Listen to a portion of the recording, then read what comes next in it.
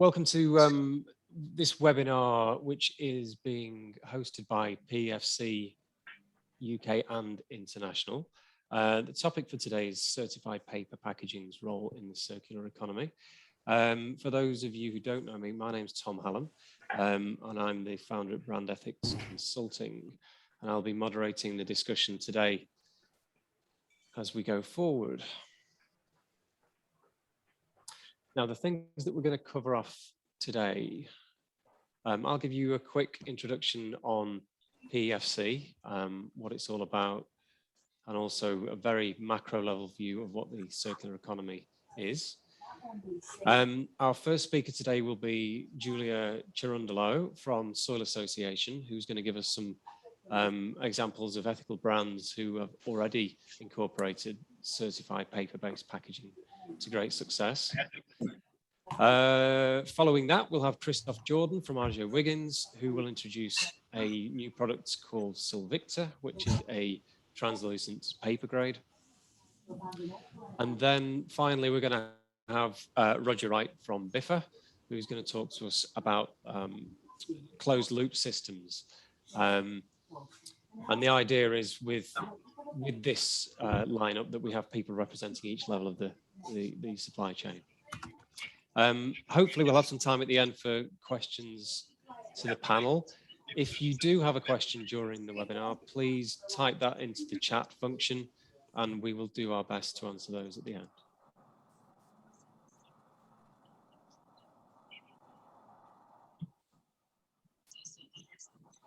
Oh, sorry. Now, quickly, brand ethics. What is brand ethics? Brand ethics is a sustainability consulting specializing in paper and packaging in the forest products sector. The idea is to help brand owners and retailers reduce their environmental and social impacts. Now, I think we've gone slightly out of order there, sorry. Just a quick background from me. I used to work for, well, I've worked for many companies over the last 20 years. Started off at Wright, you'll see bottom right there in consumer products. I've also worked with UPM in Finland, Billerud-Korsnäs in Sweden, and DS Smith in the UK. So 15 years in forest products and then 5 years in consumer products. Some of the organizations that I'm working with now and over the last 12 months include Two Sides, Kingfisher, Amazon, H&M, Morrison's, and also I'm on the board of directors at PEFC representing the packaging industry. Now, forests are what I call precious resources. The main reason being that they are what we'd call carbon sinks. So along with the sea and the soil, forests are the most important carbon sink we have. They absorb 38% of all global CO2. But also they're crucial for biodiversity. Thousands of plant and animal species rely on the forest for their existence. Now, PEFC is a global forest certification body. It stands for the Programme for the Endorsement of Forest Certification. They manage 322 million hectares around the world. There are 1 million forest owners that fall within the certification scheme, and that includes 48 endorsed national forest certification schemes and also 20,000 companies who have chain of custody. And if we look at it on a global level, PEFC is the largest global forest certification body in terms of the volume of forestry that's actually covered. So one thing you will find that if you choose to specify PEFC product, that you will generally have good availability due to the volumes of forest that are managed. Now, the benefits of certification, if you're a brand owner or a retailer, it's then evident to consumers that you are supporting sustainably managed forests. You're meeting legality requirements. So if you're looking at the EU timber regulation or the UK Timber regulation, it classifies as low risk within those legislation policies. You're meeting customer expectations. There is a desire by many consumers to eliminate plastic and to increase the amount of paper packaging that's being used. It also ensures traceability for wood-based materials. So you have an audit trail of where your material is coming from, which is obviously crucial for external communication. As we've mentioned, it's the largest source of certified wood globally. And by using PEFC material, you're supporting the UN Sustainability Development Goals.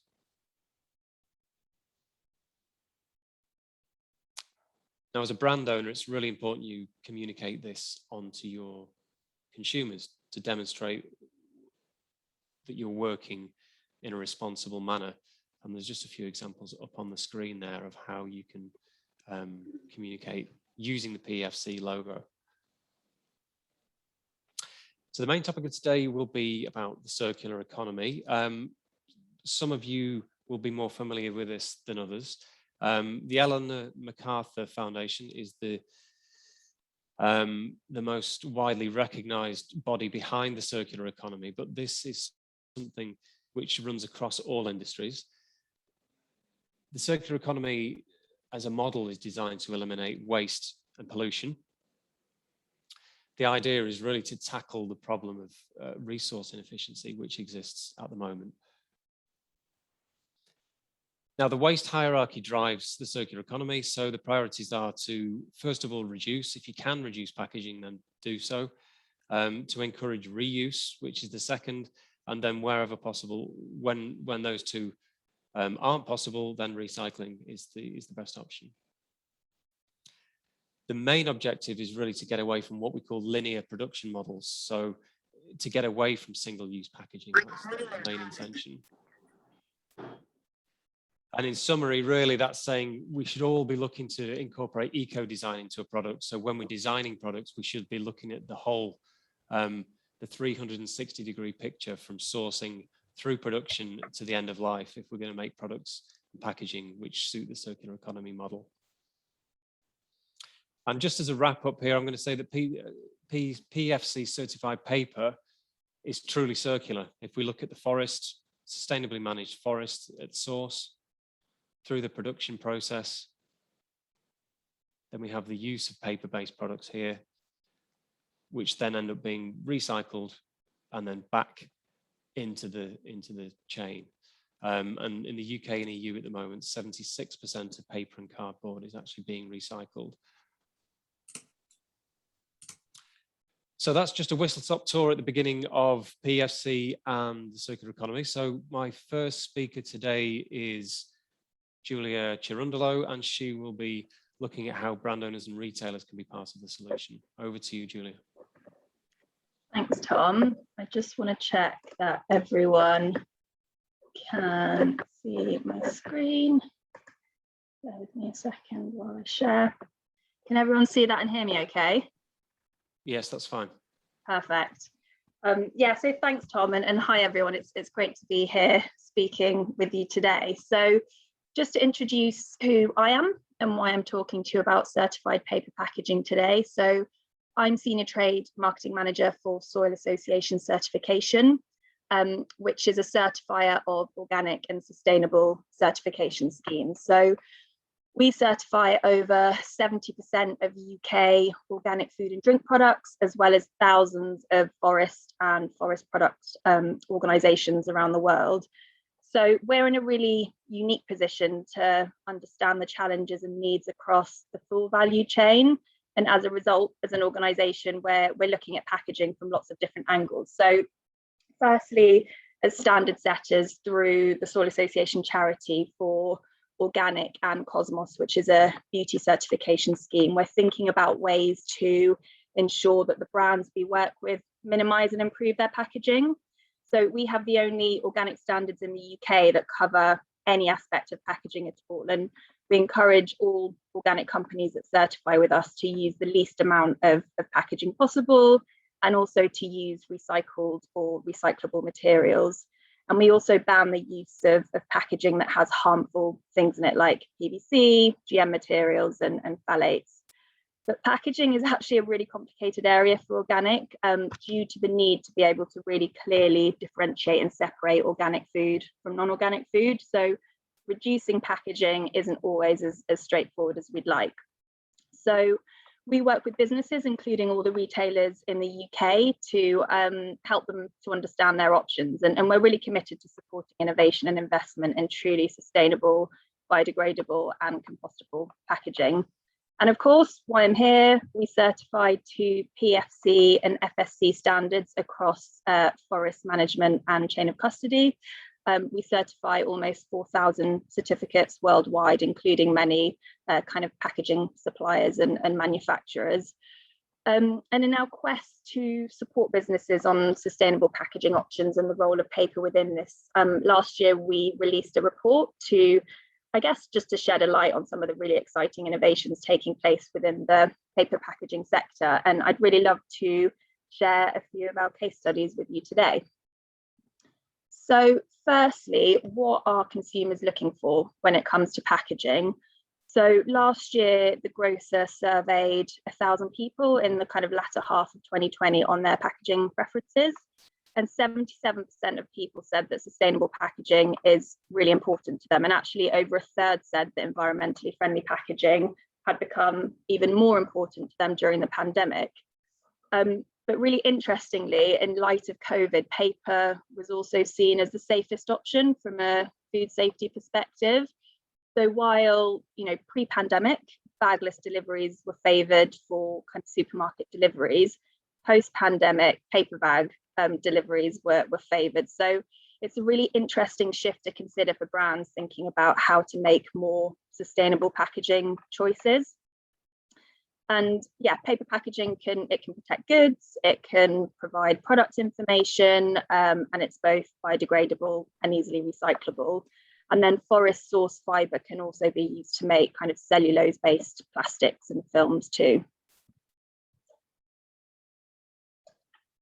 So why choose paper packaging? So firstly, it's from a renewable source, trees. The majority of globally produced paper comes from production forests. So these are fast growing wood growing operations with harvesting cycles of as little as 5 to 10 years in the tropics, and then up to kind of 35 to 40 years in temperate climates. So they provide a really core material for a circular economy. Secondly, paper's recyclable. It's widely recycled globally and it's collected at household level, which really enables consumers to feel involved in tackling waste. The UK recycling rate for paper is 79%, which is the highest recycling rate of any material.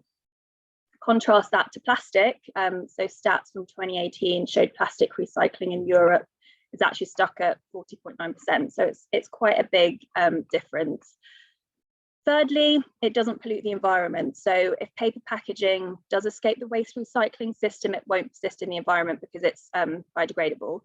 So the time it takes to biodegrade varies depending on a number of kind of environmental factors, but corrugated cardboard could decompose in as little as 3 months if it's broken down into little pieces and home composted.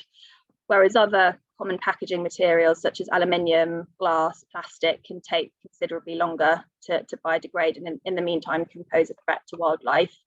And I just think it's crazy. Plastic's designed to last, yet about 50% of it is used as single use. I just don't see the logic in that. And then finally, innovation. There is just so much exciting innovation happening in this space at the moment, which provides so many more options for brand owners when they're looking for sustainable packaging options. We were really lucky to have Tom contribute to our paper packaging report with some of the developments happening in this space. I probably don't have time to go into any of these today, but you should definitely download the report and you can read his essay on it. So yeah, despite all of these benefits of paper packaging, there is a darker side, and renewable becomes completely irrelevant if the paper's coming from global deforestation, which is one of the major contributors to climate change and loss of wildlife habitat. So it's estimated that 15% of all greenhouse gas emissions actually are a result of deforestation. So choosing certified sources can really help to ensure that your packaging comes from trees that have been grown and harvested responsibly. So, for example, certified forests have to take into consideration high conservation values. They need to plan to ensure any activity in forests doesn't have any negative impact on biodiversity. And as well as acting as a carbon sink, forests provide a range of ecosystem services. So it's estimated that 1.6 billion people rely on the benefits that forests offer. And although forest plantations don't have necessarily the same qualities as natural forests, they can really ensure good working conditions for local people. They can encourage room for indigenous trees, wetlands, natural structures within the area. So this is much more likely to be the case in certified forests, which incentivizes the restoration and conservation of forest ecosystem services. And certification also helps to protect workers' rights, and it really ensures kind of inclusive consultations before any activities commence, as well as ongoing impact monitoring. So just to wrap up, that choosing certified materials really helps to ensure the positive externalities associated with paper packaging are actually realised, securing a long-term source of paper and card and demonstrating commitment to responsible forestry to your customers. So now what I would love to do is talk to you about 3 case studies from our own network of really great paper packaging initiatives. And the first is a really good example of how packaging can support the circular economy. So Selfridges are always looking at ways of making their operation more sustainable, and they've been using paper for their iconic yellow bags, which I'm sure you recognise from the start, but they really wanted to go further. So they also had a parallel problem, which was that the coffee cups being used by their staff, despite them encouraging kind of reusable containers, aren't often curbside recyclable due to the laminate lining inside. So in 2017, they worked with James Cropper to develop a process to upcycle the waste coffee cups collected from their employees into paper. And this now makes up 20% of each of their yellow shopping bags, which equates to about an 8-ounce coffee cup. So this reduces the amount of virgin material that actually goes into the bags, with the rest of the material coming from certified forestry sources. So having dedicated cup recycling bins in their sites increases the company's recycling rate, and also the whole bag is widely recycled at curbside too. So Selfridges really understand the importance of certification, and by 2025 they've committed to making sure that the most impactful materials used in every aspect of their business, from shop fit outs to packaging to branded products, all will come from certified sustainable sources. So this is a really great example of how collaboration between brands and manufacturers on packaging can actually create solutions to lots of different challenges simultaneously, which I think is brilliant. So the next case study comes from global beauty brand Garnier, who recently launched the first generation of cosmetic tubes that integrate certified cardboard in their packaging within their organic skincare line.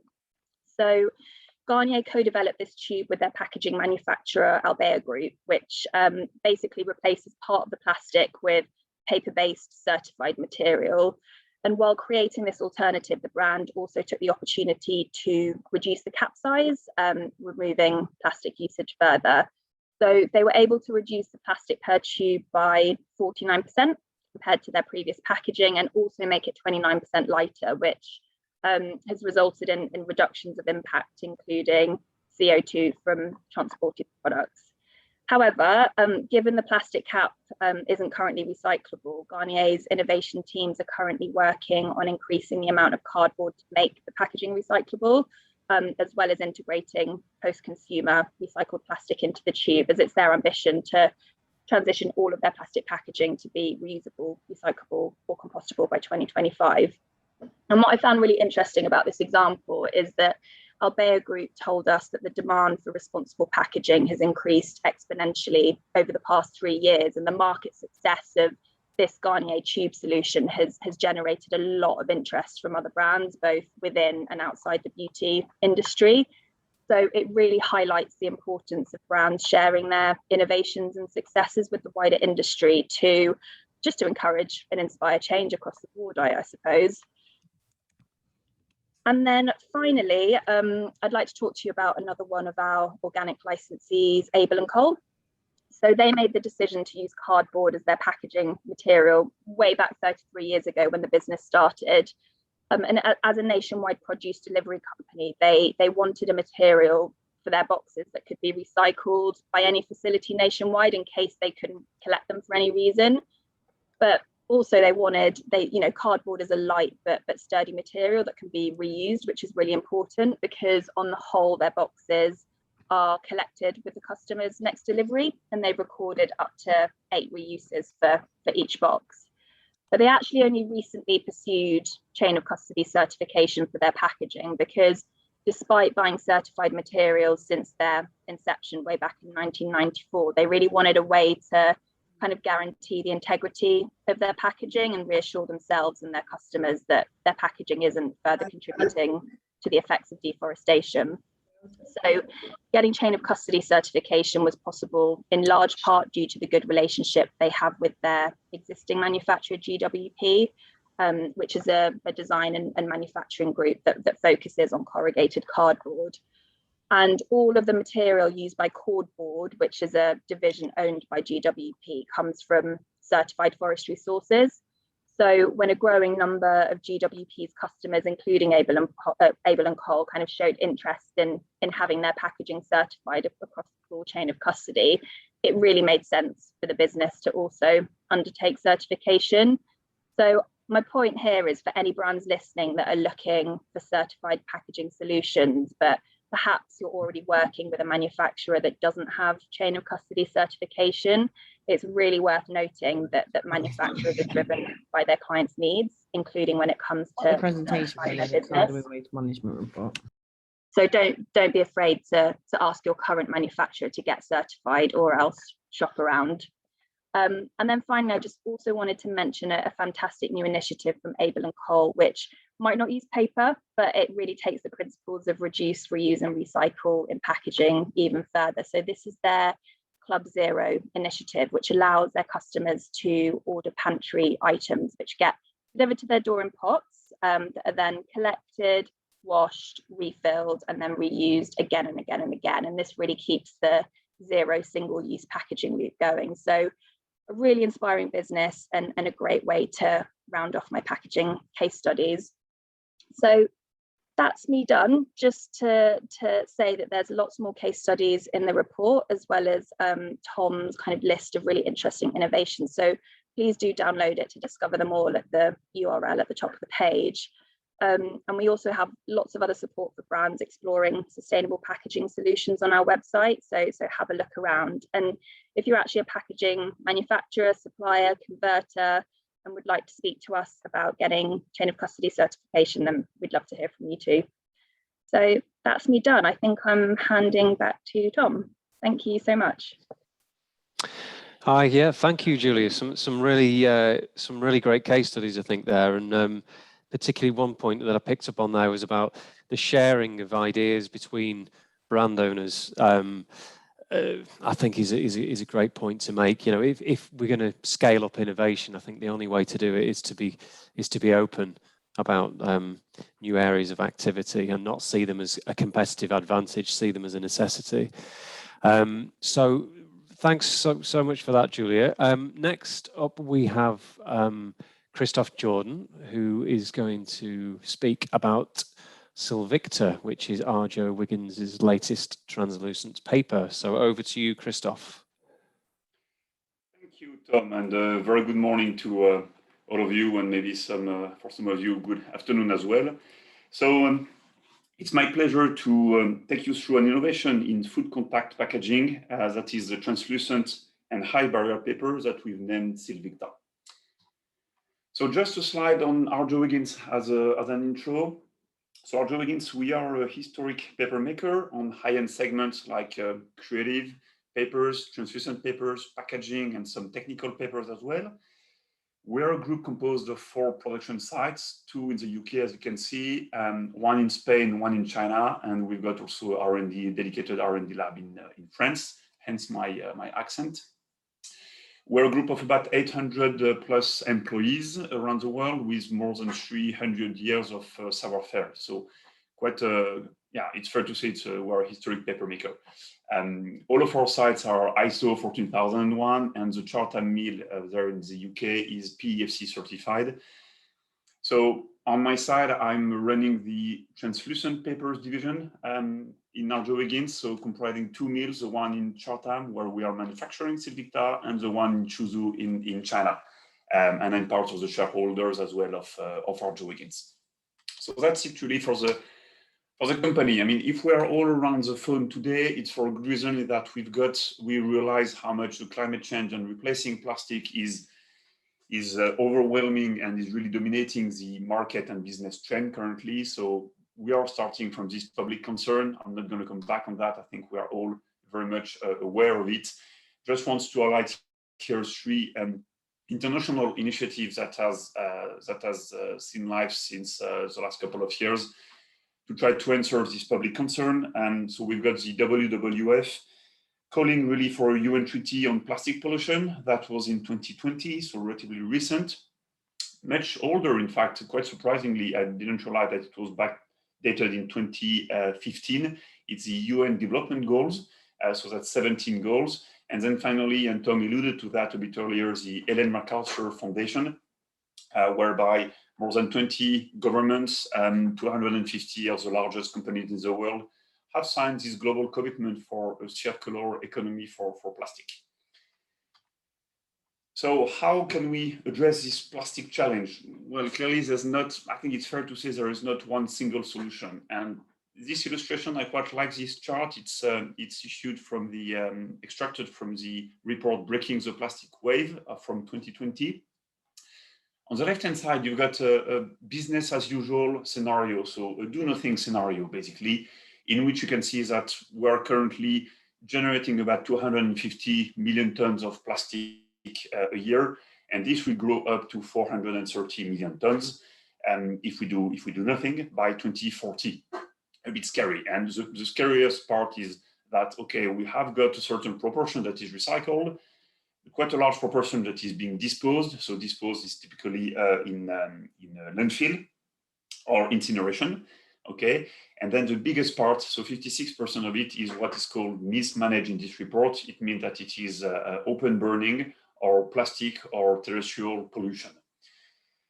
They are, however, drawing a system change scenario. And what I like in this system change scenario is not everything is not based on trying to replace plastic, but quite a big part is based on reducing, in fact, the plastic production. And that comes from 2 things mainly. One is about the reuse. So we can reduce it. It's really reusing, being able to reuse, so the refill. Yeah, sorry, the refill that we can see more and more in our shops.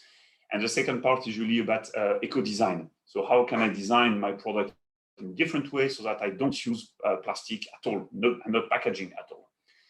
Then we've got a proportion where paper has got a role to play in the substitution. But you can see it is a proportion, but it's not necessarily the highest one. So paper and bioplastics have got a role to play in the substitution part. And then recycling needs to be reworked as well and reinforced, typically in the developing countries mostly. So disposal remains almost flat, as you can see. And then the whole objective is really to reduce the mismanaged part from 56% to only 10%. There will always be this part. So what I want to show here is that, yeah, paper has got a role to play in the equation of reduce, recycle, substitute with the substitution part, but it's much wider than that. So at Arjo Wiggins, we have tried to play our part in this substitution by developing Silvicta. Okay, so we've developed Silvicta at the end of last year.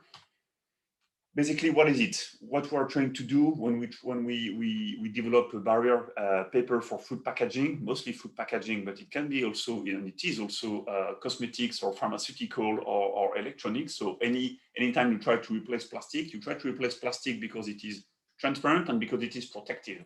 So that's what we have developed with our product, to really start from what are the needs of the consumers and of the brand owners.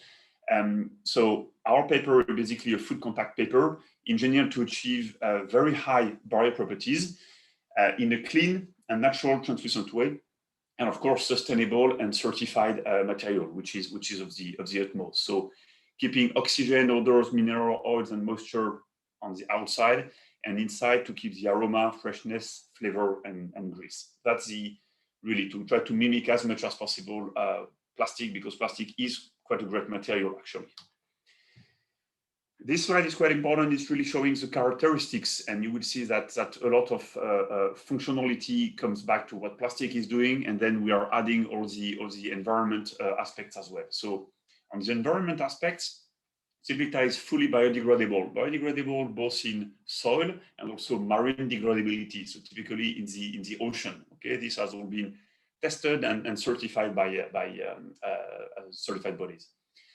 It's fully compostable, not only industrial compostability, which is not so much widely spread typically in Europe, but also home compostable, which was a must for us. It's quite obvious, but it's a fully recyclable material. Okay, it's a non-coated material. We don't add any coating to that initially, intentionally. So it's fully recyclable in the current paper stream. Again, certified in Germany, in France, in Italy, where it's the most difficult one, I would say, to get the certification. And finally, it is carbon neutral. So we offset all of the carbon emissions that we have through the World Land Trust. In terms of food safety, which is very important as well to us, it's FDA and also BFR 36 approved. We also have a grade which is 36.1 and 36.2 for those of you who are familiar with that. Importantly, it contains absolutely zero plastics. Okay, not only zero plastics, by the way, but it's also PFAS free. Okay, big actual topic, as you're sure you're aware. No fluorocarbons at all, no fluorochemicals at all. Okay, so it's pure cellulosic fibers. It cannot be purer than that, and all certified as well, both FSC and PEFC pulp. It provides a very high mineral oil barrier, which is important for food safety in terms of migration. So you don't want to have the MOSH or MOAH contained in the inks, typically migrating into the food. So it is a perfect barrier to mineral oil. And naturally translucent. What I mean here, it's not chemically transparentized, as you can find sometimes on the market. It's fully naturally, I would say, or mechanically transparentized. And then finally, in terms of functional properties, where it's really striking that in terms of oxygen barrier, it's got a super high oxygen barrier. So it means that it is 50 times better oxygen barrier to a PET, for example. So it's hard to believe for a pure paper, but it is a higher barrier to oxygen than any plastic you can find on the market, any of them. It's got also, when it goes along, of course, a very high aroma barrier for things like pet food, for perfumes, or for teas, coffees. Very high grease barrier. So for those of you familiar, kit test of 12, when we do comparison tests, it's even a higher grease-resistant barrier paper than any other grease-resistant paper you can find on the market. So very superior grease barrier. And finally, versatile. What I mean here that it's a paper, so it can be very well printed. It prints extremely well. It can be folded. It can be formed into pouches or whatever. So quite a full scope of characteristics to try to mimic plastic or even go a step further, and of course bring all of the all credentials that you can think of. Now I try to illustrate here, to go really in very much detail of what it can do actually for you if you're a brand owner and looking for a replacement solution there to play a role in the circular economy. So segmenting by food and packaging type application. Very simple application would be overlays. So overlays, but also leading films. And leading films, that's a picture of a food tray made of carton board. Currently, the leading film is made of plastic. this can be really easily replaced by our paper.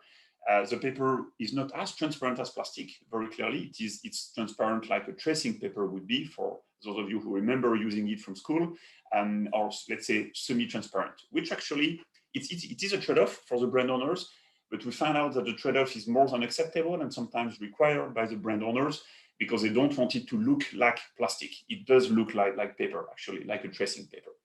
Or leading film as well for coffee pods. Windows application, sandwich wedges, it's been a hot topic in the UK, I know. So we are providing solutions to have a fully recyclable window patching. So which means that your whole sandwich wedge is recyclable. Or just all the food to go trays that you have if you're a sushi eater, for example, it always comes with a window patch made of plastic. This can really easily be replaced by a translucent paper. Wraps, this is an actual product that you can find in Aldi in the UK of a fresh sandwich wrap. And also this is a very different application that I wanted to illustrate.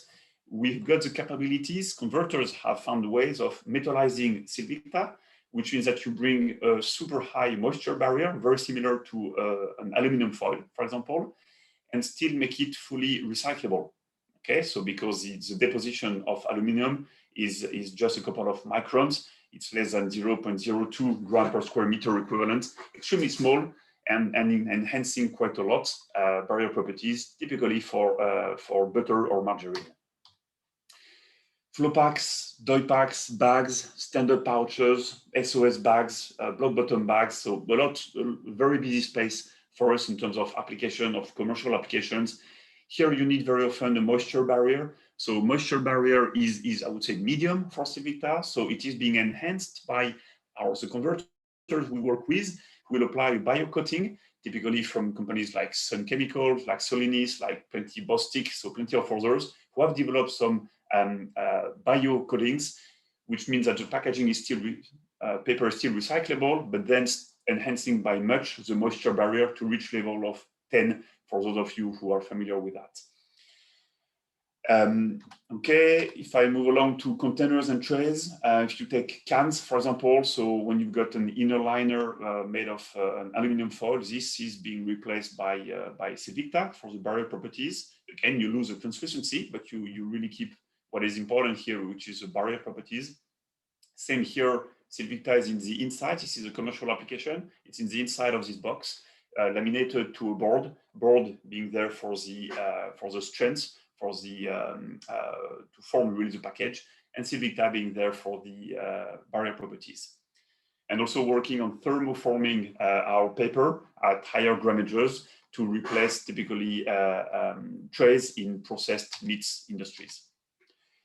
The last one is a very straightforward to me. It should be really straightforward, and I can't believe that we still see so many plastic labels when it can be easily replaced by paper labels. Really, we've got now legislation coming in force in Europe, which will help us driving this change and forcing the change with vegetables and fruits, where you need a compostable material now, so that at least it's live in France since the beginning of the year, and then it can be also for cosmetics, for any type of food, when you need a bit of translucency to get your brand to be seen, but want a sustainable material.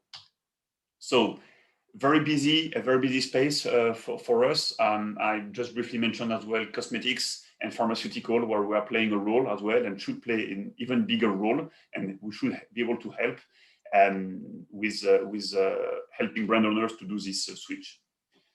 My last slide, quickly, just to show some commercial applications that we have developed with a converter in the UK, a good partner of ours in the UK called Saren. They have developed Earth packaging range, fully available. And we have worked with them. As I said, we've got some inherent properties of Sylvicta, but it needs to be sometimes enhanced or completed, I would say, with maybe a heat sealable coating, or maybe sometimes always also a moisture barrier coating. This is coffee roaster, coffee beans wrapped in Sylvicta. You could wonder, where is Sylvicta? Sylvicta will be in the inside to bring the very high barrier properties that coffee needs, because coffee does not like oxygen at all. It will oxidize and it will lose all of its aroma super quickly.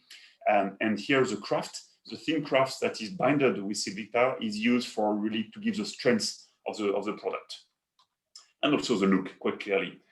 Pulsitos is a brand that we've started to work with already a couple of years ago now, and they are providing dry nuts for the market. This is Civita and all over printed with in flexo, okay, and keeping the freshness.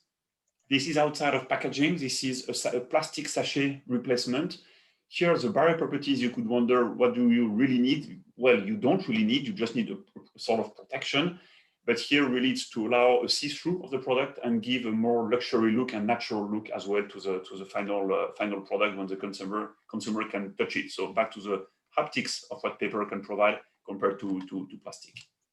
And finally, and I like this example because you may be aware that wrapping pet food is very difficult because pet food is super smelly, is extremely oily and greasy. And to find, and currently it's often made with a triple laminate, which is PE in the inside, then aluminum foil, then PET.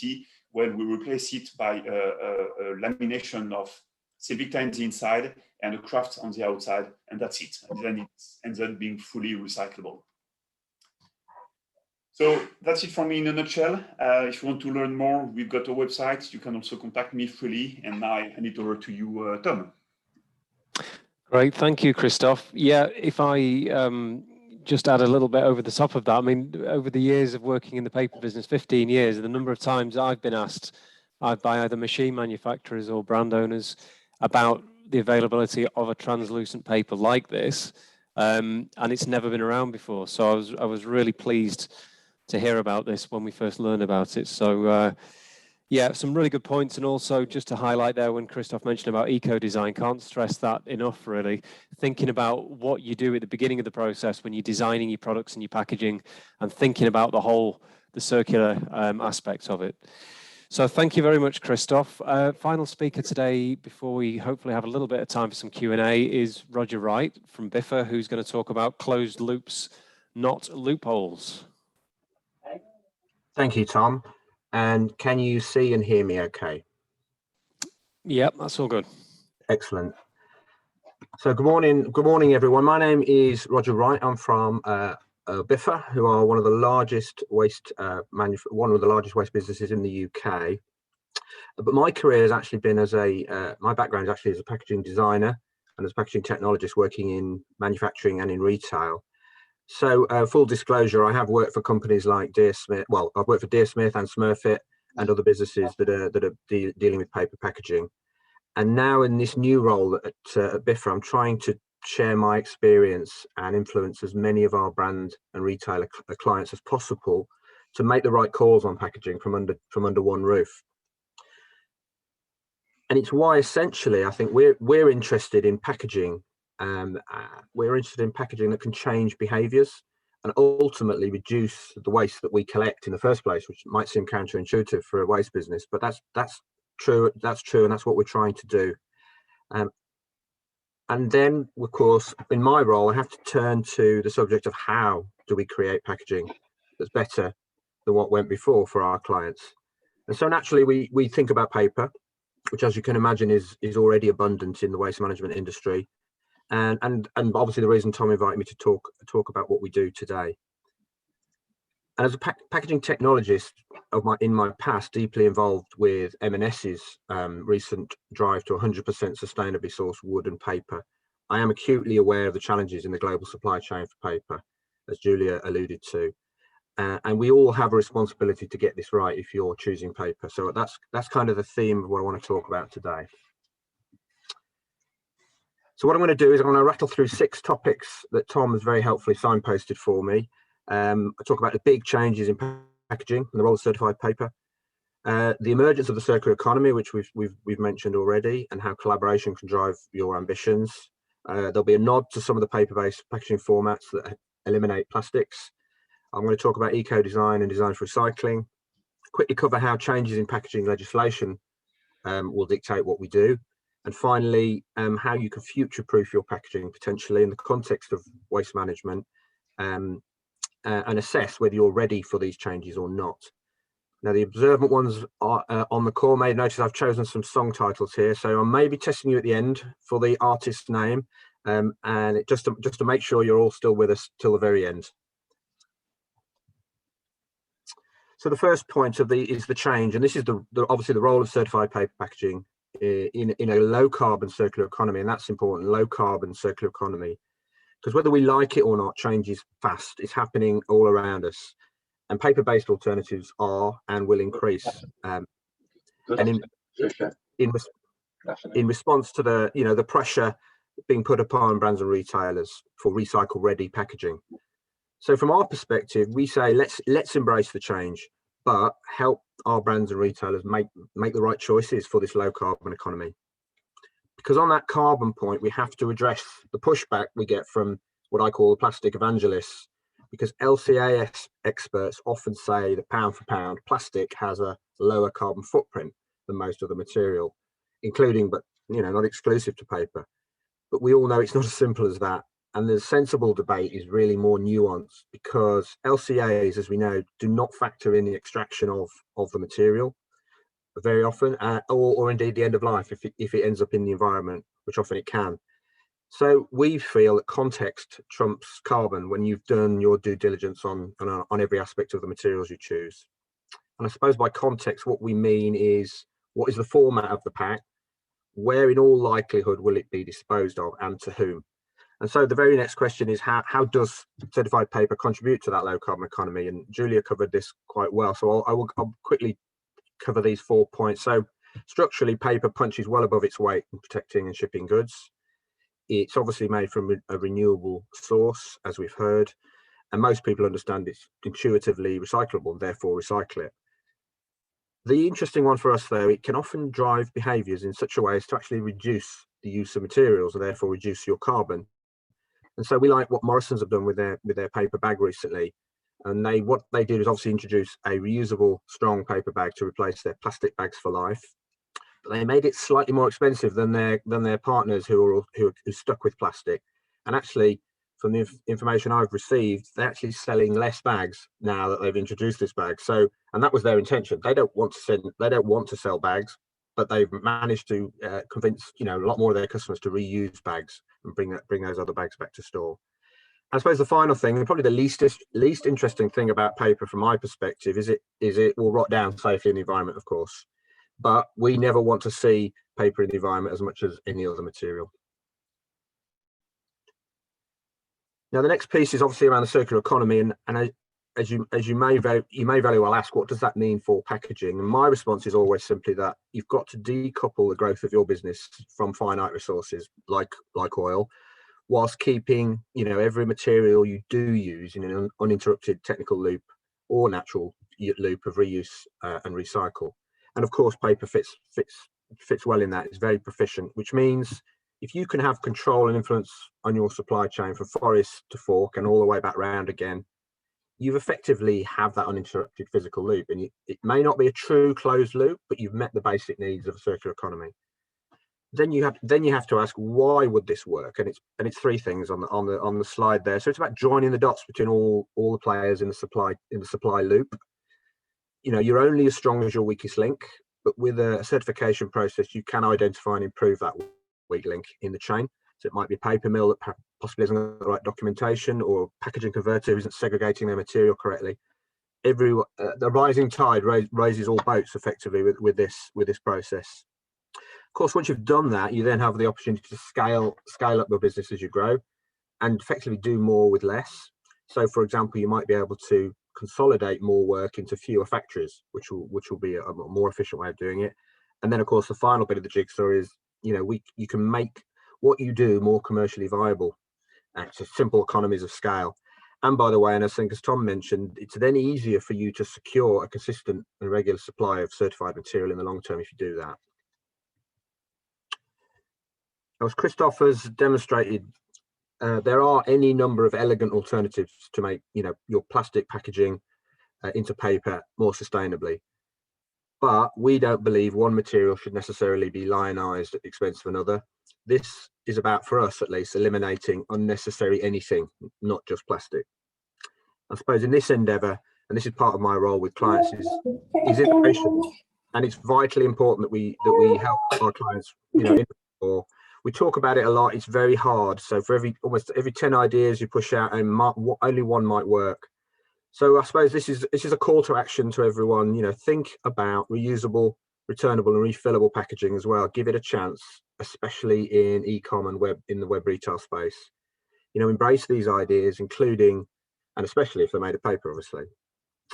And finally, something I read recently illustrated, there is a growing trend that's relevant to paper in relation to the deposit return scheme that may actually drive people to switch from plastic, aluminium or glass into liquid cartons.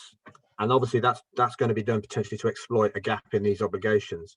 But it will be done without necessarily having national collections and widely available in markets for that feedstock. So from our point of view, this sums up, you know, the dangers of the unintended consequence of a switch like that without, you know, considering all the options. And obviously what we say is we're striving for closed loops, not loopholes. Now, this piece is about how can we integrate eco-design into your packaging portfolio. And as we know, the direction of travel for new packaging is eco-design and design for recycling. And that's absolutely the right thing to do. But how can we integrate this into your packaging? There's probably three simple things. So if you're familiar with OPRL, which is the on-pack recycling label system in the UK, use the OPRL prep tool, which they've got to help you design packaging that's recyclable. And they can also certify it as recyclable as well once you've done that work. So I'd encourage anyone to look at that. Second point is obviously work with waste management companies such as ourselves to ensure that your packaging is widely recyclable and widely recycled. You know, packaging needs to be widely collected, sorted, and again have end markets to be viable. And then finally, test again. Put those formats, those materials that you're innovating into a waste management system and check that they actually physically move through the system. So this piece is how to prepare for the legislation that's coming, the tax and the extended producer responsibility. And this is an interesting one in the context of fibre, because just because you're using perhaps paper-based packaging or switch to paper-based doesn't necessarily get you off the hook for the tax that's coming, unfortunately. Because regardless of the materials you use, if you don't in parallel, reduce and introduce reusable concepts, the cost of compliance on a like-for-like basis is still going to grow for you, possibly up to 10 times we've seen in the modelling we've done. So how should you prepare for this? And I suppose there's three takeaways here. Is obviously develop all innovative alternatives, but avoid those unintended consequences I mentioned that might look better in the short term or seem to offer you a get out of jail card, but may impact upon other important metrics in your future plans. Now, no one is closer to these changes and likely changes at the moment than the packaging compliance community, of which there are a number of great businesses out there to talk to. We have our own in-house business called BIFPAC that does that compliance work. So use us or use the other businesses to get your data in good shape on the materials you use, model the scenarios that are likely, and then you can potentially mitigate against some of those rising costs. At the very least, it'll help you plan for the worst. And then finally, and in our view, as Iceland have demonstrated in this image, we actually think you should go further and faster than legislation has dictated, because it is far too slow. And as I hope we've demonstrated today, if you do go further and faster, it's good for business, it's good for your stakeholders, and obviously it's good for the planet if you do.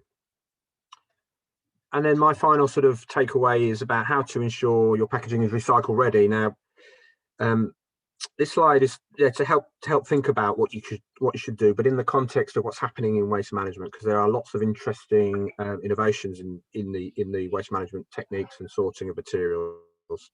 So firstly, there is some really clever stuff happening with machine learning to sort waste out in real time. And there's the use of AI technology, which will only get more sophisticated and faster. There are some interesting ink, glue, and label removing technologies, maybe less relevant to paper, but it's significant in our world nonetheless. And incidentally, the image on the screen is an innovation called Recycle-Eye. So this is where we've tipped some recyclable material onto a moving bed, and the camera actually can detect all the different types of materials in the moving as the material passes under the camera. Now, this is only at a QC level, but this technology could potentially become integrated into big MRFs or material recycling facilities and do this very quickly in real time. So this sort of a technology is coming. So the second thing is, and something we do with our clients, is I try and identify the ideas that will work in waste management, of course, which ones are here to stay, which ones are just a passing phase, and which ones are really, really bad. So we call this the good, the fad, and the ugly. So this is looking for, you know, for example, it's sensible switches to paper versus those that might look good in a press release, but are very different in reality. Also, as an industry, we're asking and hoping that paper will be collected separately nationwide as part of the resource and waste strategy, you know, not least because we want to avoid the cross-contamination of films, plastic films with paper in those MRFs. And if they're not collected separately, there will be cross-contamination from one to the other. So we're hoping that will be a positive change, and it will really open up opportunities for innovation in the paper space, we think. And then finally, as my final point, really, before we get to the very last slide, is that, you know, as you're familiar with hearing all the time, collaboration is key, and so much more important than it's ever been before. So understand the context of how your piece of packaging is designed and where and how it's used, both up and down your supply chain from where you sit, because this will have a massive impact on whether, you know, your materials are going to go round and round again or not. And that's it. I won't dwell too long on this. Thank you for listening. I've put the band's names on the slide there. If you test yourself, if you've got 6 out of 6, very well done. There were some tricky ones in there. And Tom, I'm gonna stop there and say thanks very much. Great, thank you, Roger. Yeah, interesting that on your last slide, then you mentioned the phrase "collaboration is key." Yeah. About 5 minutes before that, as you were working your way through the other points, I've written with an asterisk, "collaboration is key," in those exact words.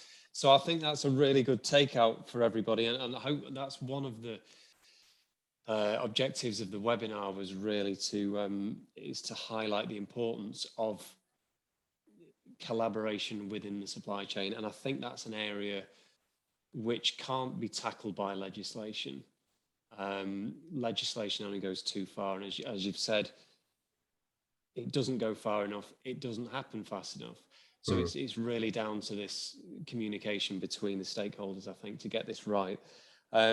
Some really interesting stuff. And also on the MRF, I remember seeing 10 years ago at UPM Shotton, the first time I saw an MRF, a materials recycling facility.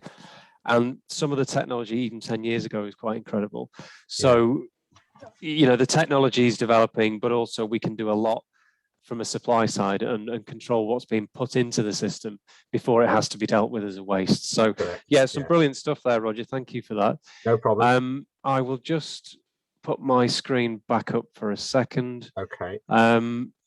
It's really now just for the last couple of minutes to open it up to the floor for any Q&A, any questions from the audience. I haven't seen anything specific so far. If anybody does have something, please feel free to unmute yourself.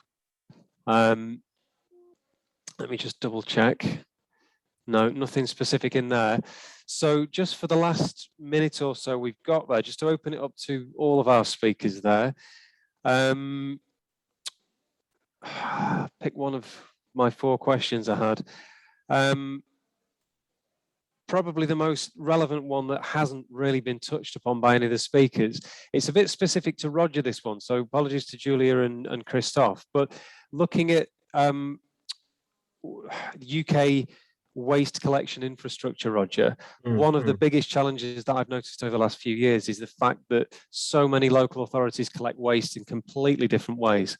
Yes. How can we tackle this problem? How can we produce a national level collection scheme to help the circular economy work?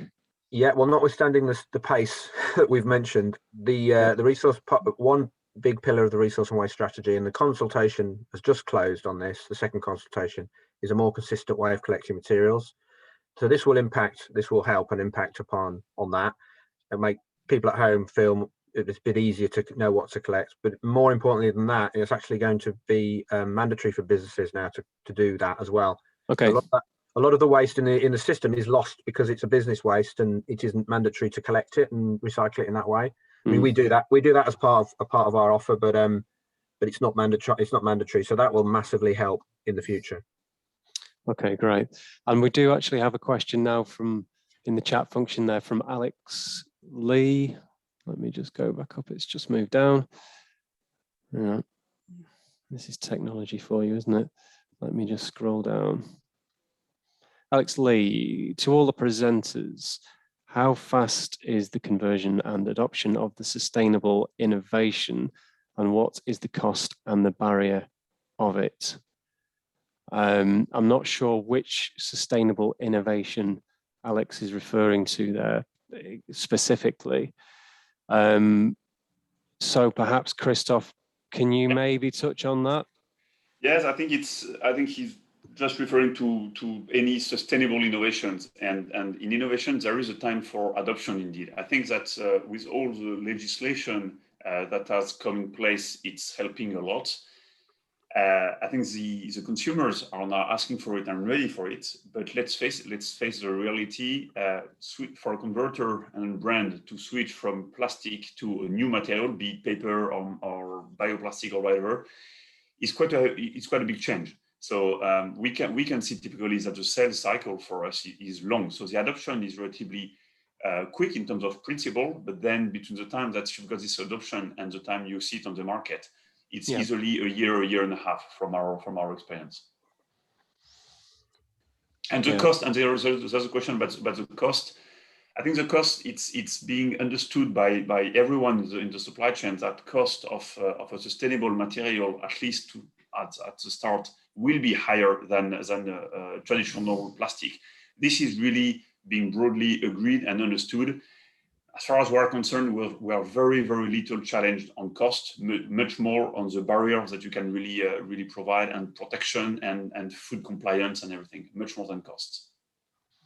Yeah, absolutely. And I think that just to add to that, I think I read an interesting report a few years ago from Sweden that the externalities, as they call it, of plastic are not measured. So the impacts that we don't measure of the material. I mean, it's cheap to produce, yes, and it's cheap to buy, but then who bears the cost of the collection and the waste and the pollution that is there as a result of it? So it's a complex topic, isn't it? But I think it's important that we accept that we may have to pay a little bit more for a solution that causes less environmental impact. I think that's the key to that. I think, Tom, Alex also wanted a response from us, I guess, on that question. And very, very quickly, we agree that sometimes it can, on the face of it, look more expensive to introduce a more sustainable alternative. But what we try and do is get businesses to do two things in parallel. So do something at the backstage or somewhere else that potentially, you rob Peter to pay Paul. So you can do two things, and if one can save you money and one's cost you money, hopefully it's cost neutral in the end. Yeah. So that's what we try. That's what we try and do, at least. That's a good point. And I like very much Sibyl. If you look at Sibyl comment, what is the cost of not implementing those solutions, and can any brand owner afford not to join the trend? I think that's an interesting comment as well. Can anyone very good point. Afford? Yeah, that's a very good point indeed. Yes, I think that wraps things up quite nicely, actually. So, Sibyl, thank you for that, because you've done my job there. What is the cost of not doing this versus the cost of doing it? I think that's a great wrap-up comment, really. And we've got to 3 minutes past 12. So, rather than keep everybody hanging on the line, I know everybody's got probably lunch, but other commitments to go to. So, I just want to take the last 30 seconds to thank. First of all, PEFC for hosting the event. I hope that everybody's got a lot of value out of it. And most importantly, to thank the three speakers that we've had on today. So Julia, Christoph and Roger, a big thank you to you guys. And I think that it's been a really great discussion. So we will make the presentations and a wrap-up document available via email, with a link to a recording of the webinar as well for people that haven't been able to see it today. So thank you very much to everybody. Thanks, Tom. Thanks a lot. See you soon. Thank you. Bye-bye. Cheers.